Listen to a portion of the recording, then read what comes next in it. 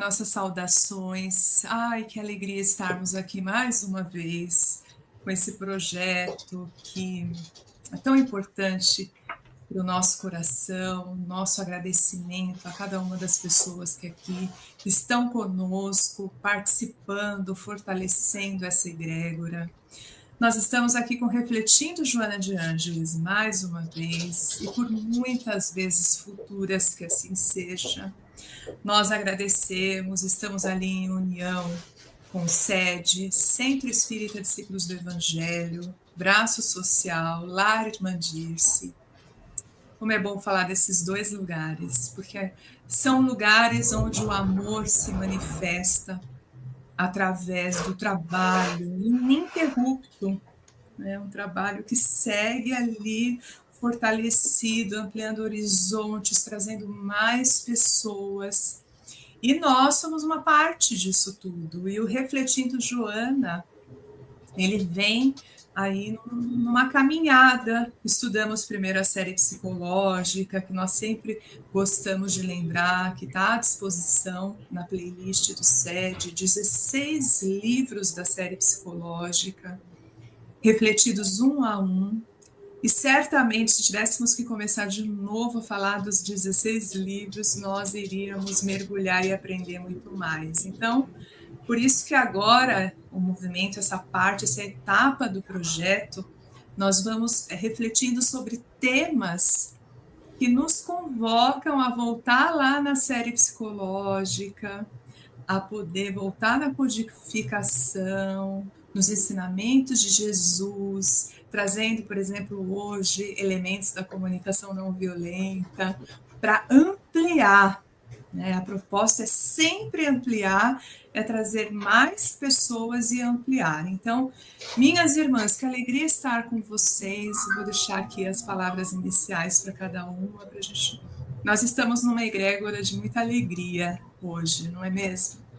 Sim, é uma grande alegria estar aqui com vocês, né? Essa minha irmã de coração Edna, a Bárbara e a Janinha querida, que está fazendo parte dessa jornada, e agradecendo ao SED por esse espaço, para que a gente possa refletir questões tão importantes para a nossa sociedade, para a nossa comunidade, no sentido desse auto-olhar e esse autodescobrimento. Então, com muita alegria que eu estou aqui hoje com vocês, tentando assim compartilhar um pouquinho, né, do que a gente pode nessa jornada de cada um. Gratidão, é só o que eu tenho para dizer. Eu também quero agradecer a Edna pela oportunidade mais uma vez, a Regina, querida, por estar aqui também com a gente e compondo esse time de joaninhas que somos agora. Exato. E como é bonito estudar a Joana de Ângeles, como ela traz coisas tão, assim, atuais, né? Sim, do ser humano, quer dizer, que há tanto tempo já vive, mas como é tão atual hoje, como a gente também, como sociedade, tem olhado mais, né, para a psicologia, para esse lugar que antes a gente ignorava, né? Verdadeiramente a gente sofria muito e ignorava, e hoje a gente está em busca disso. Então ela traz esse manancial de conhecimento para a gente poder saborear e trazer para as nossas vidas, né? É sempre maravilhoso mesmo. Que bonito você trazer, né, do quanto sofríamos desconhecendo, né, Bárbara, e hoje podendo aprofundar esse tipo de estudo, nós vamos começar a fazer o que Joana convoca sempre. Ela sempre faz essa convocação para o autoconhecimento, para o autodescobrimento, né? Que ele é a chave de tudo. À medida que nós vamos nos fortalecendo, nos compreendendo, vai formando uma nova possibilidade de crescimento para cada um de nós. Então, bonito esse conhecer-se. E o tema de hoje ele é Sicários da Alma. Vamos falar sobre os sicários, né? Que são aquele lugar, né, que nós ficamos presos, né, que nos coloca, sicário, eu até anotei aqui para poder trazer, para começar a reflexão, né, lá nós vemos no dicionário o significado das palavras, né, como um matador de aluguel, aquele que é perverso, que age com maldade, com crueldade, que é cruel. Então, nossa, por que Joana escolheu esse tema que está lá no livro Autodescobrimento, uma busca interior, volume 6 da série psicológica. E tem lá um capítulo dentro deste livro, né, que é exatamente esse tema, Sicários da Alma. E ali ela nos coloca a reflexão sobre o passado, sobre o futuro, sobre o desconhecimento de si mesmo, trazendo reflexões sobre culpa, medo. Então, já dá para começar a fazer uma introdução de quem são esses cruéis para a nossa alma, esses perversos, né? O que o Joana sempre fala do implícito.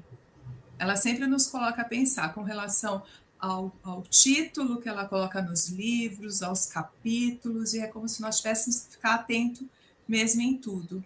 E para começar, para poder abrir, e eu sei que vocês têm muito para falar desse tema, nós trouxemos Mateus, né, para trazer aí uma passagem de nosso querido Jesus, nos dizendo assim: portanto, não se preocupem com amanhã, pois o amanhã trará as suas próprias preocupações. Basta a cada dia o seu próprio mal. Jesus, conhecem? Assim, tentamos, né? Assim, conhecemos e tentamos aplicar os conhecimentos dele todos os dias. É um grande desafio, né? Quando você trouxe até a questão de trazer esse lugar do sicário, né, como um lugar onde ficamos presos, eu acho que faz muito sentido, porque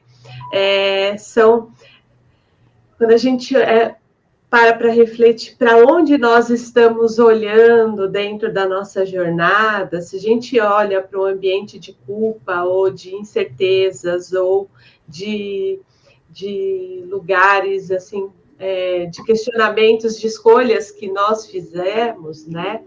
Muitas vezes esses lugares nos mantêm nesse espaço de sofrimento, de dor, e não nos dá um direcionamento para o caminho que a gente tem que seguir.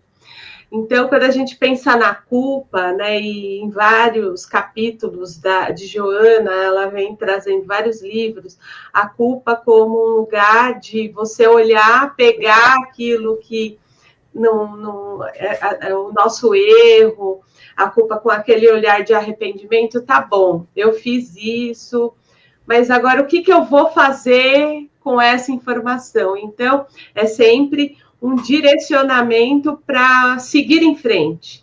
Só que quando a gente olha, fica só preso neste passado, nos erros, nas mágoas, né? A gente até no último estudo falou ali, né, da questão das fugas psicológicas, que a gente falou desses lugares, né, que a gente acaba não olhando, não se apropriando, não transformando a nossa jornada.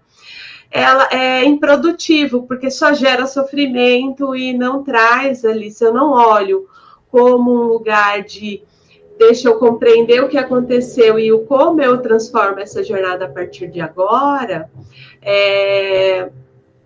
eu fico preso no sofrimento. Então, quando você traz Mateus, que ele fala, né, dessa questão, não se preocupes com amanhã, o mal de hoje já nos basta, né?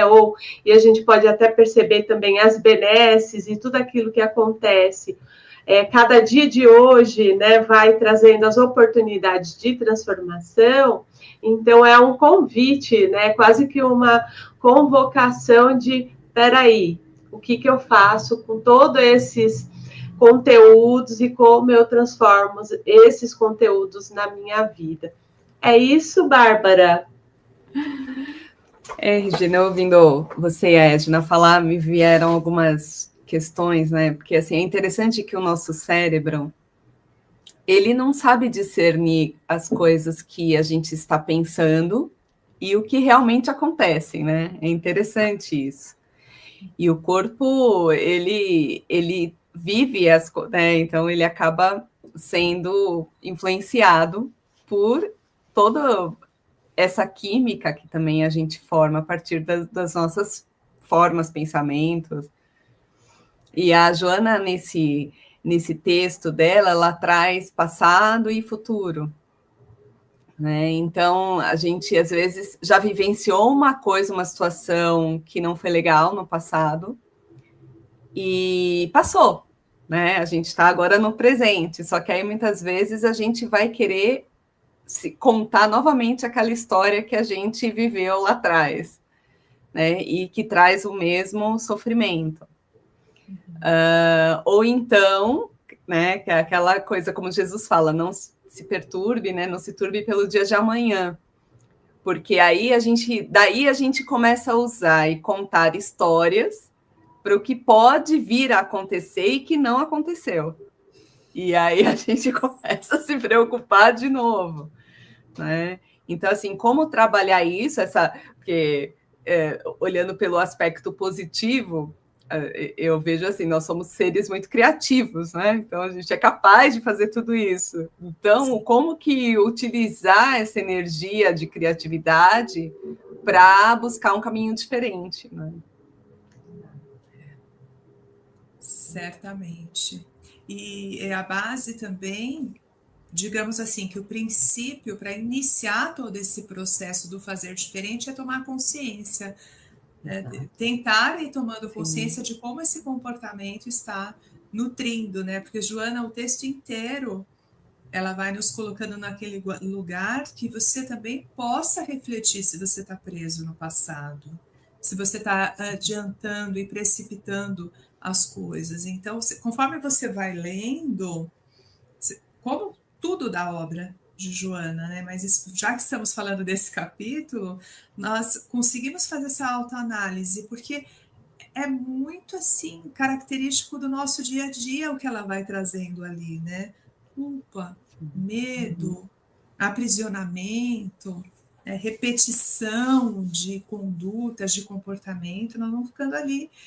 Vocês sentiram assim, muito reflexivas, né, do que está acontecendo, o que está se passando comigo? Porque eu falo isso porque às vezes não é consciente para nós que nós estamos fazendo aquele aprisionamento.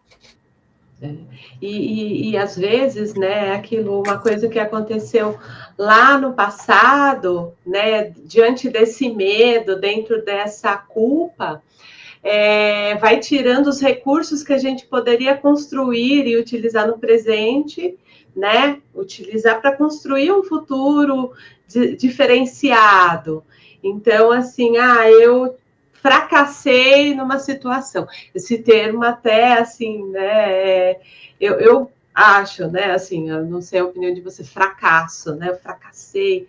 E aí eu tenho medo de fazer outras escolhas, porque aquela escolha não terminou do jeito que eu esperava, né? E aí vem aquele sentimento, eu volto a dizer, essa palavra aprisionamento, né? É exatamente isso. Então, o medo, a gente começa a viver o medo irracional, né? No sentido de que o medo é para nos preservar, mas é aquele medo que não preserva de nada, só tira os recursos que a gente tem de seguir em frente. Então, né, ela vem trazendo esse olhar e ela traz uma palavra muito importante, que é a questão do auto-perdão, né? E como você falou, né, Edna, para ter esse auto-perdão, eu preciso saber que isso está me consumindo. E aí, assim, a gente vive naquela sombra, daquele medo e como a Bárbara falou, a nossa mente é muito criativa, a gente vai fantasiando os piores cenários e o como a gente é criativo nesse... Não estou falando que a gente tem que ser assim, fantasiar também, uau, eu vou né, ganhar na Mega Sena. A gente pode até ganhar, mas assim, não vai, nem todo mundo vai ganhar na Mega Sena. Mas assim, o que eu estou falando é assim, às vezes a gente é tão criativo para a questão do negativo que a gente vai ficando aprisionado e a gente não tem esse olhar de, peraí, naquele momento isso não funcionou, mas qual era o contexto histórico? Quais eram as pessoas que eu me relacionava? Qual era a minha idade? Qual era o meu conhecimento? Que tudo isso interfere nas nossas escolhas. E aí, à medida que a gente vai tendo esse autoconhecimento, a gente pode falar, opa, não, agora eu tenho mais recurso, eu tenho recurso técnico, eu tenho conhecimento, eu tenho experiências que podem me balizar a construir uma nova história e fazer um final diferente. Então, quando ela traz essa questão do auto-perdão, é tão importante, né?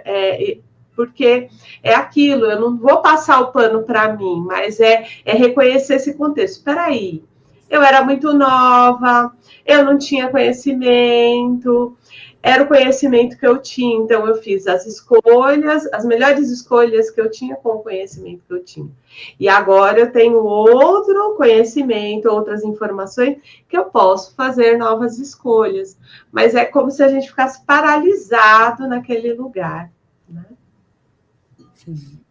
São dois elementos aí, né, Rê, que eu acredito que dá para a gente até ampliar a reflexão, porque todas as vezes que estamos no processo da culpa, eu tenho que cair em si, tomar aquela, né, cair, entender que eu estou naquele processo, que tem algo ali me limitando, e aí eu posso ficar no arrependimento,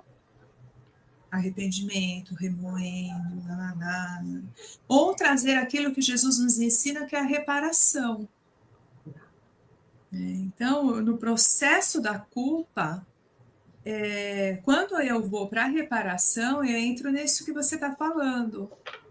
Vou refletir como que eram as condições, o que eu tinha, puxa vida e tal. Aí, partindo daquilo, eu vou reparar esse erro. Então, não dá para voltar lá naquilo que aconteceu, naquela situação e mudar mais. Tem questões que, de fato, nós não vamos conseguir nem acessar aquela situação.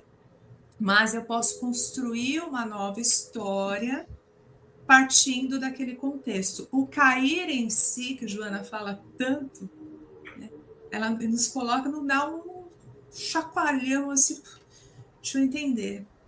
E aí nós paramos do contexto de autoagressão, que eu acho que a Bárbara tem muito para falar disso, né? Essa violência interna, né? E se quiser até já... Eu trouxe, né? Eu fiquei pensando, né, bastante sobre essa questão porque dentro dos meus estudos, né, da comunicação não violenta, o Marshall Rosenberg, ele fala que a comunicação não violenta ela serve para eliminar 3 coisas, né, do ser humano, que é a culpa, o medo e a vergonha, né? E então ele fala para a gente, né, que um dia trabalhar nesse nível. Então, quando o Marshall, uma época que ele estava trabalhando em escola, ele queria, vamos dizer assim, conversando com uma amiga, ele queria fazer 2 mascotes, assim, para representar, né, animais para representar a violência e a não violência. Tá? E um animal que ele encontrou, então, para não violência foi a girafa, porque a girafa ela é um animal que tem o maior coração dos animais terrestres, tem o maior coração, e para se utilizar a comunicação não violenta, você tem que ter muita compaixão, né? Porque, na verdade, a CNV, a comunicação não violenta, é a linguagem da compaixão, né? E um animal que ele usou para ser como a violência, então, é o chacal, que é o cachorro do mato, porque ele é muito reativo. Então, a qualquer situação de perigo, né? Então, ele reage de alguma forma, né?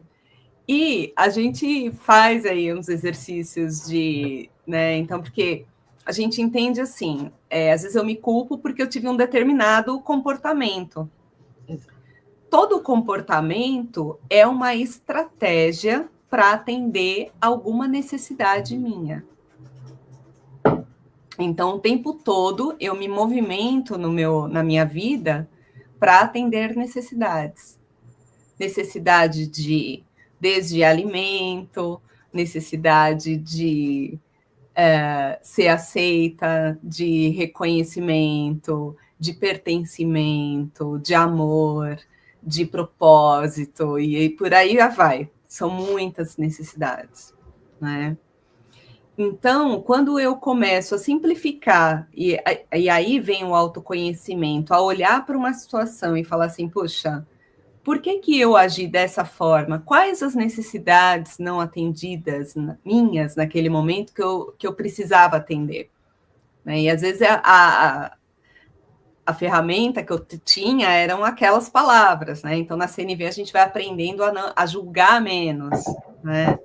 Porque a gente entende, o Marshall ele fala que o julgamento ele é uma linguagem alienada da vida. Então, do tipo, se eu trabalho numa cadência, vamos dizer assim, talvez mais lenta, e eu vejo uma amiga que trabalha mais rápido do que eu vou falar que ela é cri-cri compulsiva. Se sou eu que trabalho, de repente, de uma maneira mais rápida e eu vejo alguém trabalhar de uma maneira mais lenta, eu vou falar que a pessoa é preguiçosa e desleixada. Né? Então, toda forma de julgamento, ela é uma expressão alienada dos nossos valores e necessidades não atendidas. Então, a gente sai desse lugar do julgamento para olhar para dentro de si. E a gente fala que, então, por exemplo, eu trouxe aqui, se eu recebesse alguém me falasse alguma coisa, como que eu responderia de uma maneira violenta e não violenta? Então, eu trouxe aqui as orelhinhas da girafa e do chacal. Desculpa. Que fofo. E aí eu vou fazer Adorei. Do chacal, porque tem muito a ver com o que a Joana traz, né? Então, quando a gente fica se remoendo, né? Então, por exemplo, se alguém chega para mim e fala assim, Bárbara, você é muito folgada, né? E aí eu ponho a orelhinha para trás, né? Porque eu falo que é o chacal para dentro. Então, aí eu fico com aqueles pensamentos, nossa, essa pessoa, ela tem razão. Puxa vida, eu não ajudo em nada. Ela tá fazendo tudo sozinha e eu tô aqui, né, assim, tentando, sei lá, fazer as minhas coisas e não tô pensando nela, né? Nossa, será que eu acho que eu faço isso também com as outras pessoas? Nossa, puxa vida, eu não mereço mesmo nem respeito, porque olha as coisas que eu faço e tal. Então, assim, esse é a violência para dentro, né? E quando eu vou para o lugar, né, da não violência, para mim, né? E aí eu escuto algo assim, Bárbara, você é muito folgada. E aí eu, como girafinha, vou olhar para mim e vou me acolher. E vou falar assim, essa pessoa, o que será que essa pessoa está precisando? Provavelmente ela está precisando aí de, talvez, cooperação, colaboração. Ao mesmo tempo que eu, naquele momento em que ela precisava de mim, eu também estava precisando de autocuidado, de descanso, e eu me dei essa oportunidade de descansar. Então, eu também estava cuidando das minhas necessidades, e está tudo bem. Então, eu trouxe aí as diferenças, né, de enfrentamento que a gente pode ter em relação a situações adversas também. Amei. Nossa, também adorei. Eu acredito até que dá para a gente levar esse exercício para a vida, né? Assim, Sim. Eu estou pensando, eu sou muito assim, você me trouxe algo para mim importantíssimo. A ilustração, assim, eu fico com a imagem sempre muito forte. Então, dá para pensar, né? De acordo com o que vai acontecendo na minha vida, vou me imaginar qual orelhinha. Exato, exato. Essa imagem, para mim, ficou muito forte. Que incrível. Exato. Eu acredito que ficou lúdico e muito representativo para nós aqui hoje, Bárbara. Adorei. Sim. Exato. Não, e você, ouvindo você falar, né, Bárbara, como a gente tem, assim, não sei se a gente pode falar dessa forma, mas como vivemos numa sociedade, né, de um planeta de provas e expiações, então a gente veio de uma cultura, de uma religião que trazia ali um Deus punitivo, né, assim, julgador. Então, quando a gente erra, né, quando a gente falha, a nossa tendência, né, é estar usando ali, né, a orelhinha, né, ali do chacal. Do chacal, isso fugiu o nome. Sim. Do chacal, porque a gente acostumou, né, a ouvir essas vozes externas de julgamento e internas do julgamento, como se fôssemos a pior pessoa diante de uma situação.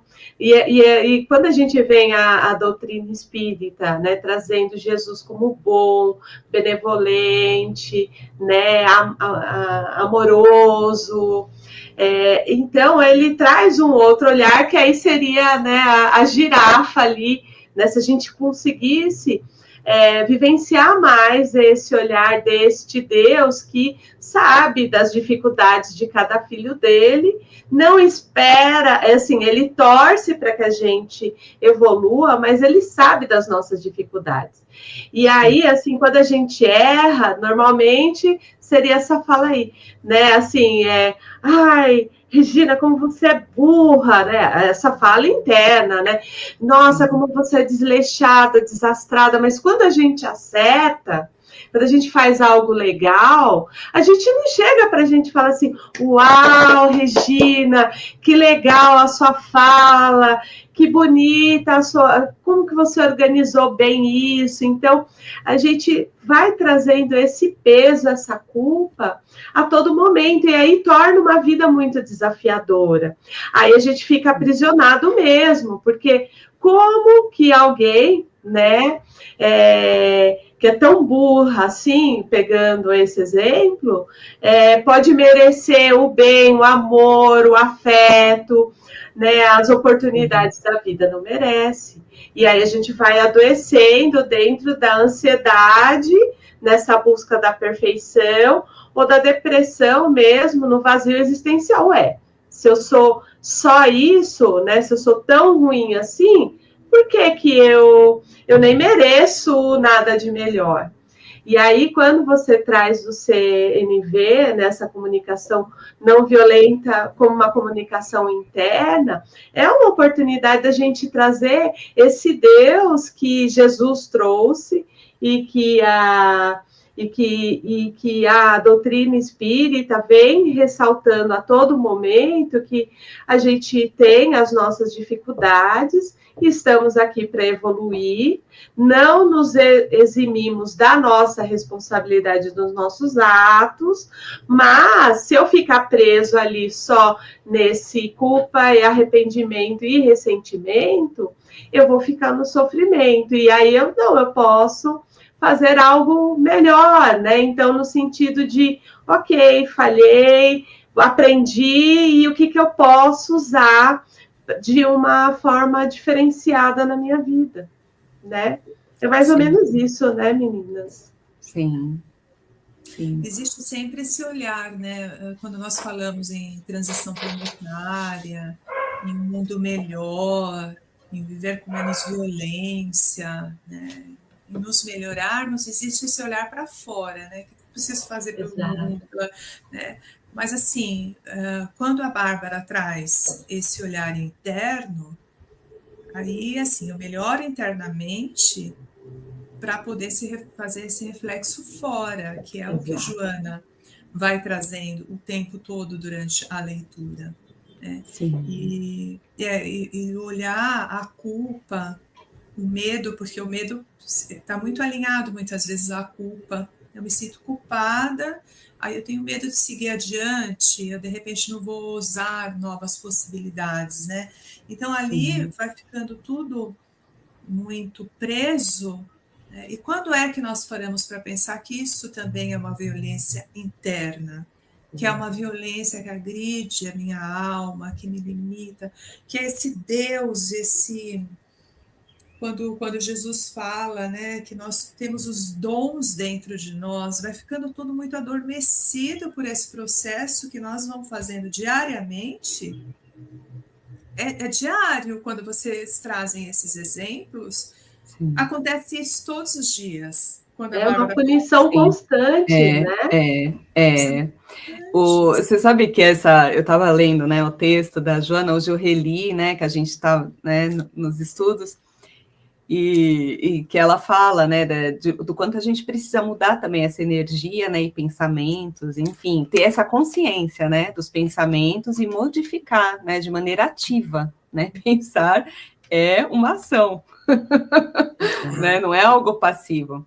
E me faz lembrar o filme do Divaldo, que lá no final, quando ele se acerta com o obsessor, né, e com um rapaz que estava em sofrimento, estava, né, ali obsediando Divaldo, né, e aí a Joana chega, né, e uma frase que fica muito assim guardada para mim, que ela fala assim, que o maior desafio da criatura humana é a própria criatura humana. Não é? Então ele fala, nunca foi entre você e o outro, é você com você mesmo, Divaldo. Né? Então, e aí, isso, né, a gente também, dentro da comunicação não violenta, a gente estuda muito essa questão do empoderamento. Por quê? A partir do momento que eu assumo a responsabilidade dos meus sentimentos, das minhas necessidades, eu também tenho poder para modificar o que eu quiser, a partir dali. Né? E outra, atendendo vamos dizer, muitas vezes a gente confunde estratégias com necessidades, né? Então,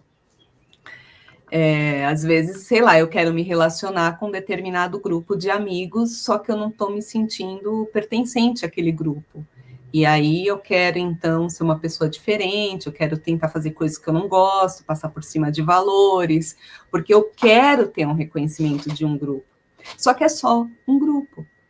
Então, isso não é, a minha necessidade não é aquele grupo é uma estratégia para atender algumas necessidades minhas, mas eu posso usar um outro grupo, procurar um outro grupo mais afim dos meus valores e ser atendida na minha necessidade. Então, quando eu vou para esse lugar um pouquinho mais profundo de mim mesma, de autoconhecimento, do que eu realmente estou precisando, eu consigo buscar caminhos diferentes para atender aquilo que eu preciso. Né? Então, a gente também tem essas reflexões, né? Isso, e aí nesse sentido vai libertando essa alma.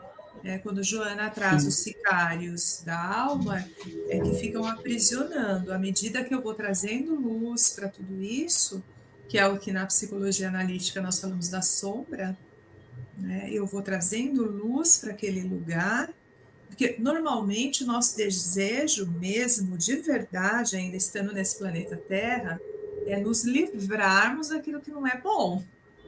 Esse é o nosso desejo. Sim. Nós queremos nos livrar daquilo. Né? Só que o estudo, a psicologia profunda vai falando, você tem que integrar, é o contrário. Você tem que integrar, fazer contato, entender, sentir, isso, perceber que sentimentos são esses que estão trazendo, que estão mexendo, que estão remoendo, para posteriori você vai lá na frente, você vai o quê? Integrar, mas livrar-se nunca. É como pegar como é que é pegar o chacalzinho, né, e fazer um carinho nele. Eu sei que você está querendo me proteger, que você de alguma forma eu sei que você está aqui, só que nesse momento eu não quero te ouvir, eu prefiro estar com a minha girafinha, mas eu sei o porquê você está aqui. Não tem como a gente se livrar, né, de tudo, como você falou, Edna. Não dá. E eu fico também ampliando um pouquinho mais, pensando nessa questão do apego também, porque esses hábitos que nós ficamos apegados, essa maneira de lidar. Quantas vezes que nós já falamos tanto e ouvimos tanto as pessoas dizerem, se não nós mesmos, mas isso eu não consigo fazer, isso eu não dou conta. Ou quando você começa a prestar atenção na fala, eu tenho prestado muita atenção a essa questão do falar, né? Que tem algumas questões que nós falamos tanto, e repetimos, o quanto isso também é um apego emocional de uma crença, né? De um lugar que não se transforma. Então, e o apego é um dos grandes impedimentos de ascensão do ser que deseja evoluir, né? Sinto muito em trazer esse tema. É a dúvida e é o medo do desconhecido, né?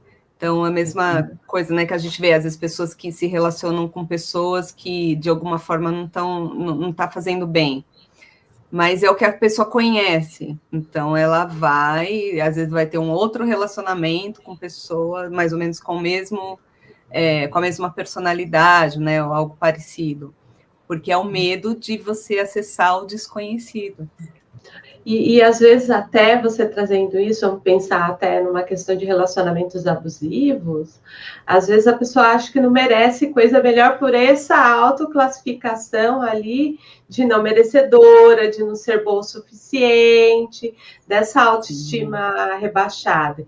E como dentro dos relacionamentos abusivos tem aqueles ciclos, né, de afeto, de tensão e do conflito, então você fica a todo momento, mas quando aquela pessoa ela é legal, ela é tão boa, como se justificasse a continuidade, porque talvez eu só mereça isso mesmo, né? E eu posso mais, eu posso, né? Às vezes a gente até, qual que é o mínimo, né, do que a gente espera de uma relação? Será que eu estou recebendo? Né? Porque o mínimo é o respeito, é o cuidado, né? O acolhimento, a parceria. Então, assim, esse é o mínimo, mas se eu não estou nem recebendo o mínimo, mas esse auto-olhar acaba colocando a pessoa naquele lugar de culpa, de não merecedora, não sou boa o suficiente, então se eu não sou boa, como você falou, né, Ed, não são crenças. Eu acredito que, como todas as mulheres da minha vida viveram relacionamentos abusivos, então a expressão de amor que eu conheço é essa. Sim. Então, ela é aceitável. Na verdade, a pessoa ela não sabe nem, às vezes, o ambiente, né, que ela tá, né? Fala que nem o peixe que mora na água, né? Aí o outro pergunta, como é que tá a água? Aí ele fala, que água? Exato. Ué, exato. Que água que você tá falando? Porque é tudo normal, né? Exato, então, é o comum. É o comum. É o comum. E isso vai levando ao sofrimento e à manutenção daquela situação. E o quanto esse autoconhecimento faz a diferença, né? Pode falar. Sim, não, desculpa. Não, e assim, eu estudo também alguns cientistas, né, que falam muito sobre, assim, o quanto a gente vicia em determinadas químicas no nosso cérebro. E, por exemplo, essa coisa do conflito, da tensão, da adrenalina que tudo isso gera, você sente falta disso, e de repente, quando não tem, você vai buscar. Às vezes vai buscar até lembrar de alguma coisa ruim para vir essa adrenalina. A gente precisa se olhar muito mesmo nesse sentido e falar, opa, né? Fazer aquele sinalzinho amarelo ali de atenção, falar, nossa, eu preciso sair desse lugar. Olha o que eu estou pensando, deixa eu tentar trazer outros, ou uma leitura, ou uma live, uma boa live de Joana de Ângeles. Não é? O que eu preciso fazer para limpar isso do meu cérebro e trazer outros químicos que vão ser benéficos para mim, para o meu corpo, para minha evolução, para tudo. Que legal você trazer a questão da neuroquímica, viu, Bárbara? Muito legal, porque assim, até para pessoal refletir mais ainda, nós percebemos, se não somos nós mesmos, os mesmos condicionamentos, os mesmos gestos, as mesmas situações, mesma maneira. Por exemplo, a pessoa que reclama muito. Ninguém aqui faz isso, eu sei. Nem quem estuda e nem quem está assistindo. Mas uma pessoa que reclama muito vai desenvolvendo aquele hábito. Então, neuroquimicamente, também isso tem um efeito.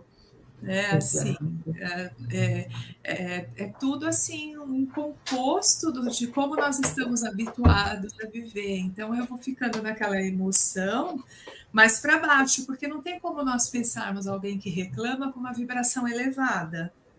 Não casa muito bem. Então ao contrário. Então vamos pensar em alguém que é muito otimista, né? Então os hormônios, quando nós falamos neuroquimicamente, aquele corpo, aquela troca fluídica, aquelas sensações são outras.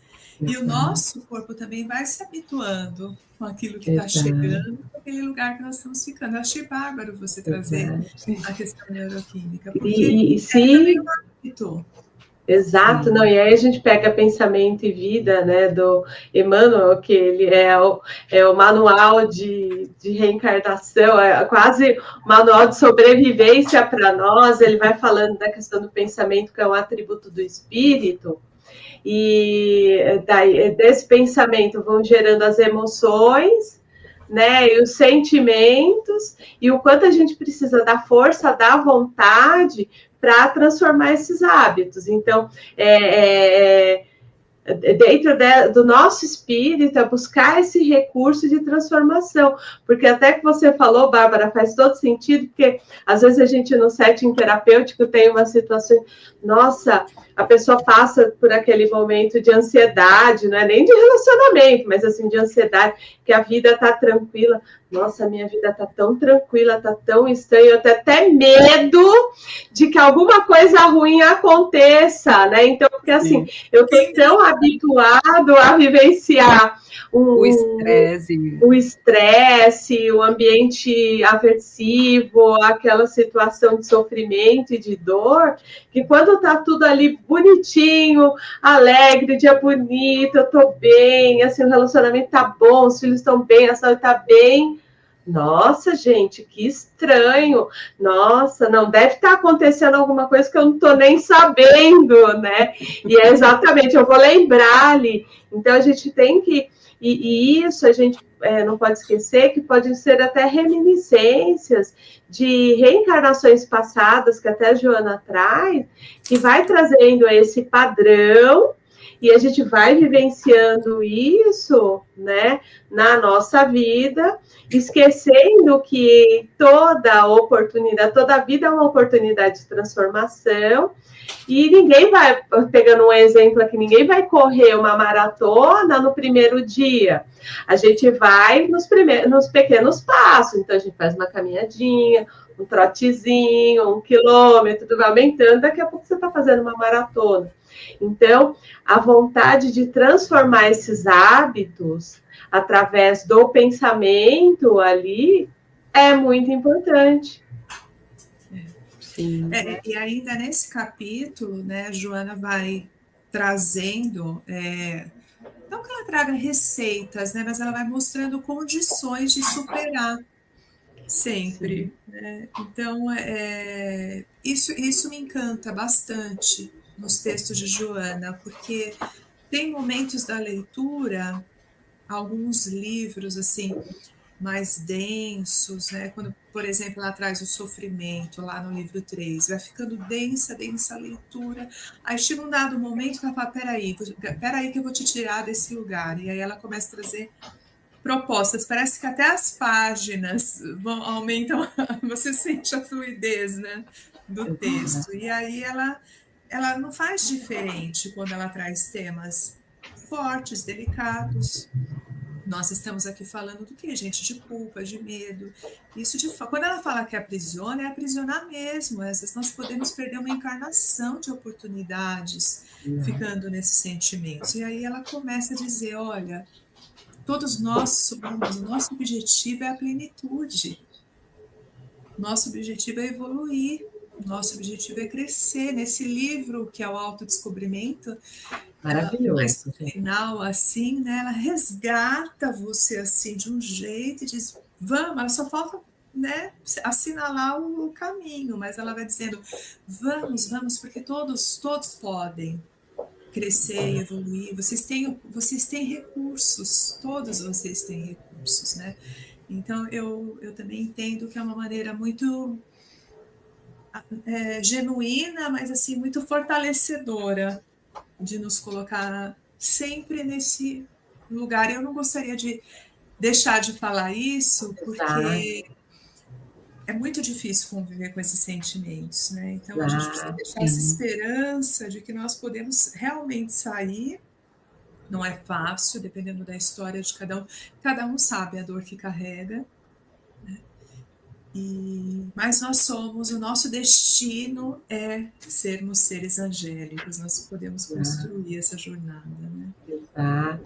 Sim. E é aquilo como a gente enxerga o processo, o momento, né? Então, assim, eu costumo dizer, vamos começar nas pequenas coisas, uma mudança de hábito. Então, vamos supor, se eu estou falando, só olhando o lado negativo da minha jornada ou da minha história, eu posso fazer um inventário de coisas legais, de autossuperações que eu tive, que a gente vai ter inúmeras, e falar assim, poxa, mas se eu conseguir ali naquela situação, por que eu não posso conseguir agora?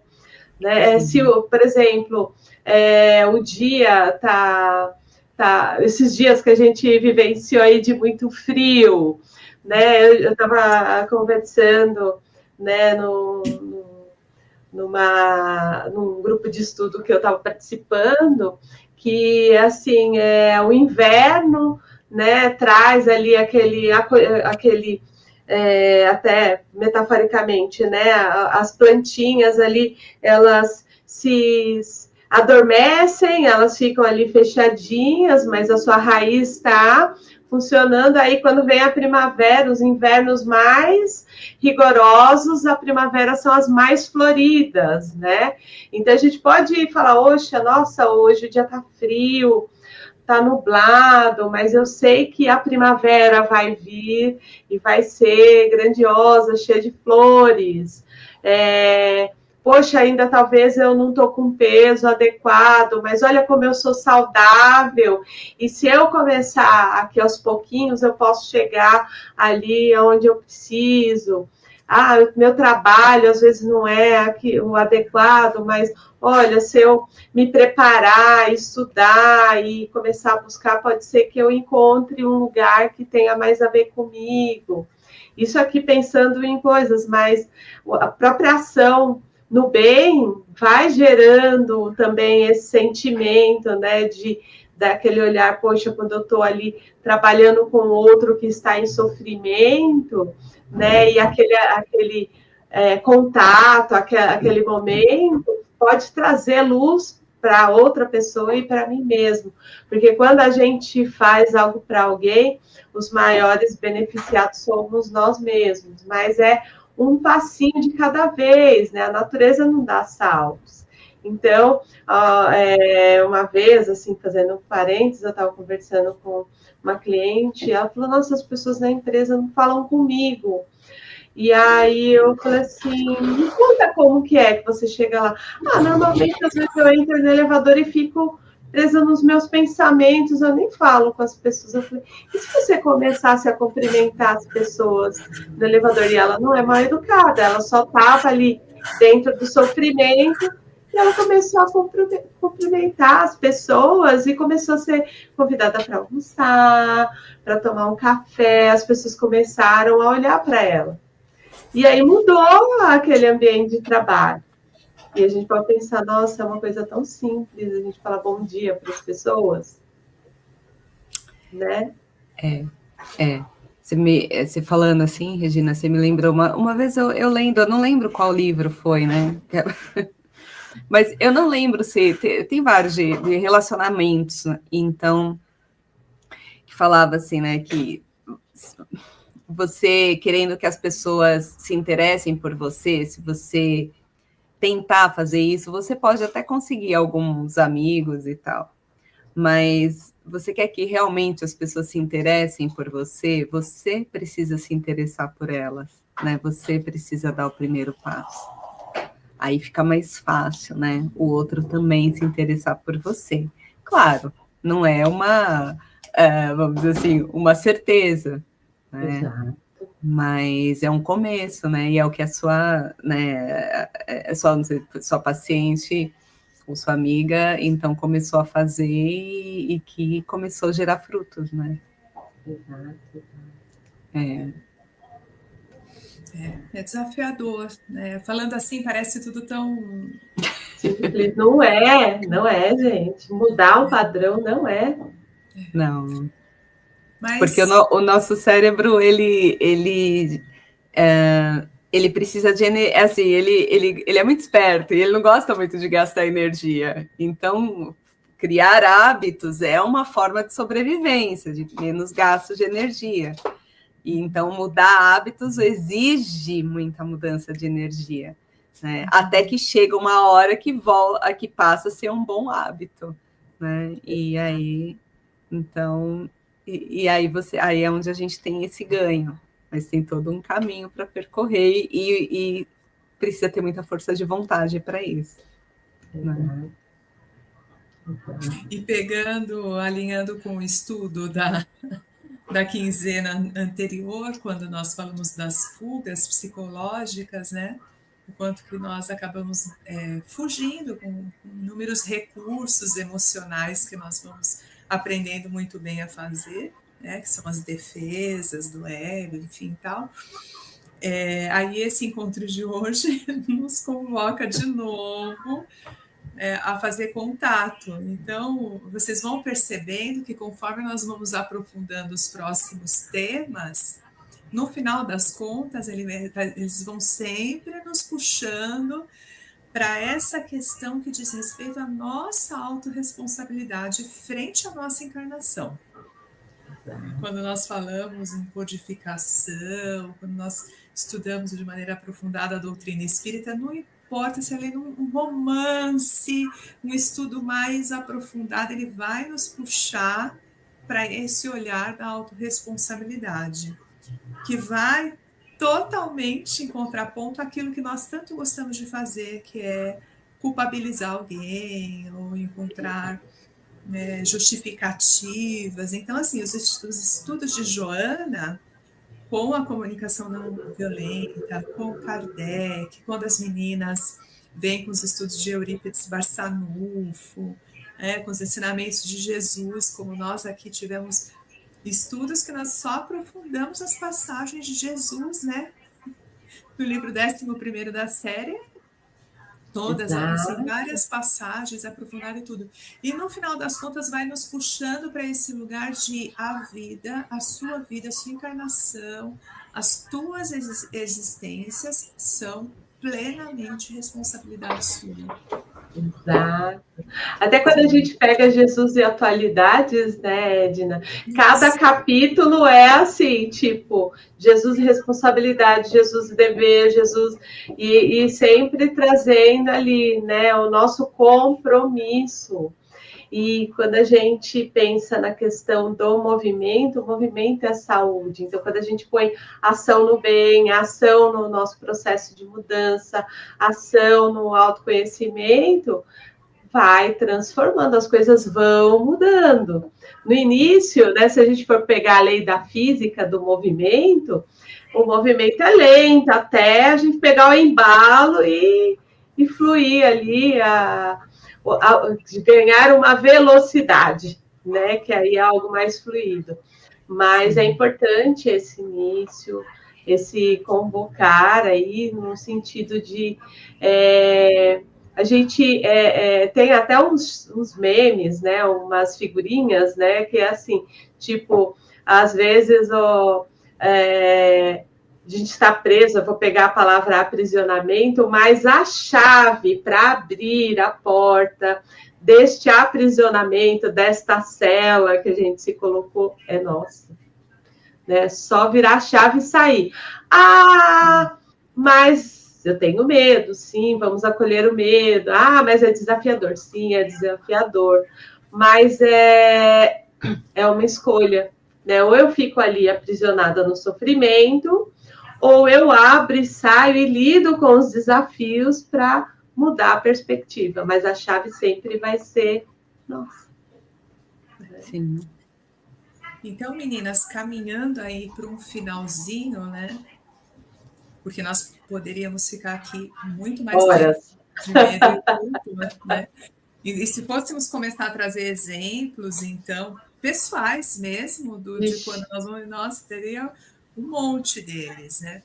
Mas assim, pensando nesse fechamento, como nós começamos com as palavras de Jesus, né, falando para que nós, né, não ficamos presos ao passado e nem nos preocuparmos tanto com o futuro, que este dia de hoje ele seja visto como esse valoroso presente que é, por isso que chama presente, né? Então, que possamos fazer essa autoanálise de maneira muito amorosa, muito acolhedora.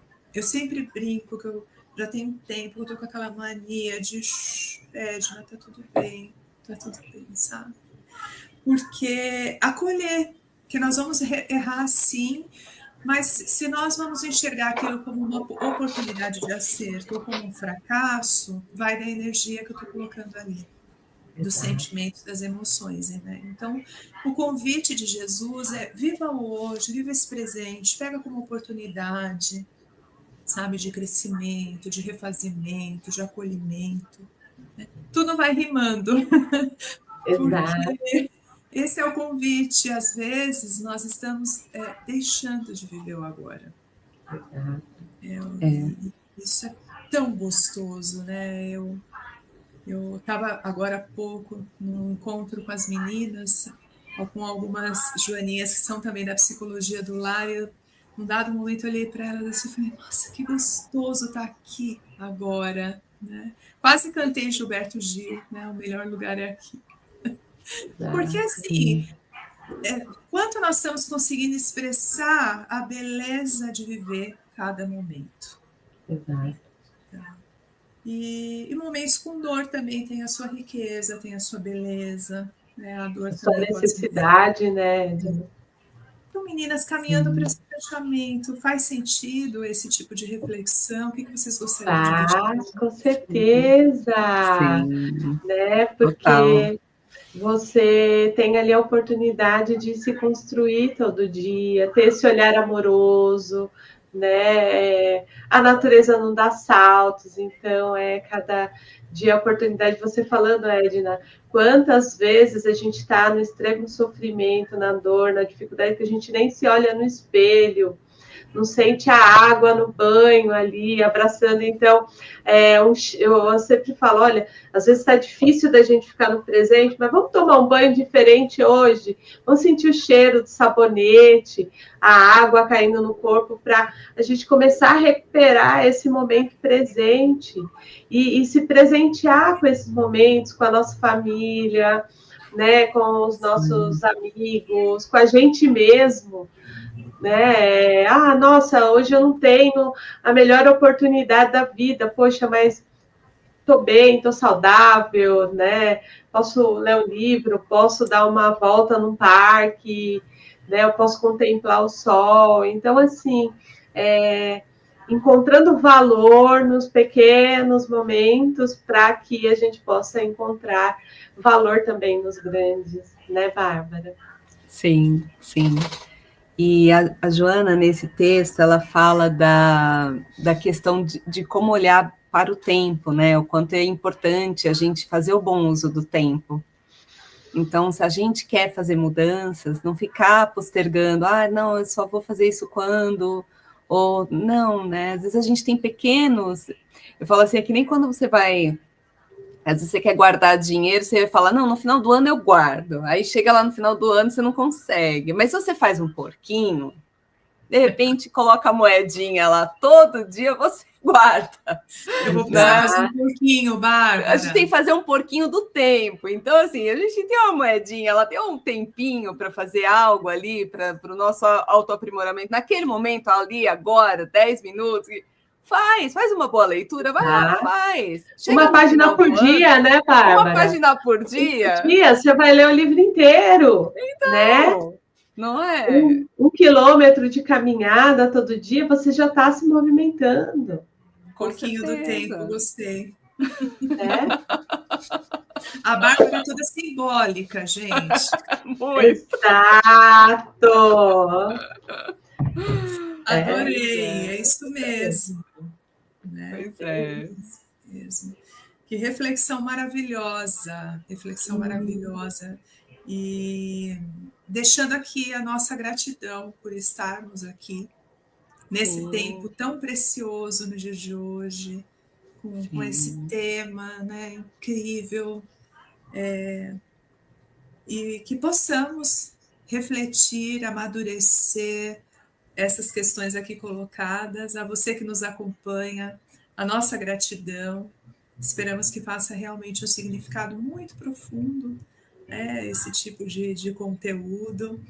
E vamos trocando experiências, ideias, aprendizados e crescendo juntos ali. Não vamos soltar a mão de ninguém. Vamos segurar. Exato. Seguindo. Exatamente. Gratidão por isso, gente. Obrigada. Até mais. Obrigada, foi maravilhoso, viu? Até o próximo.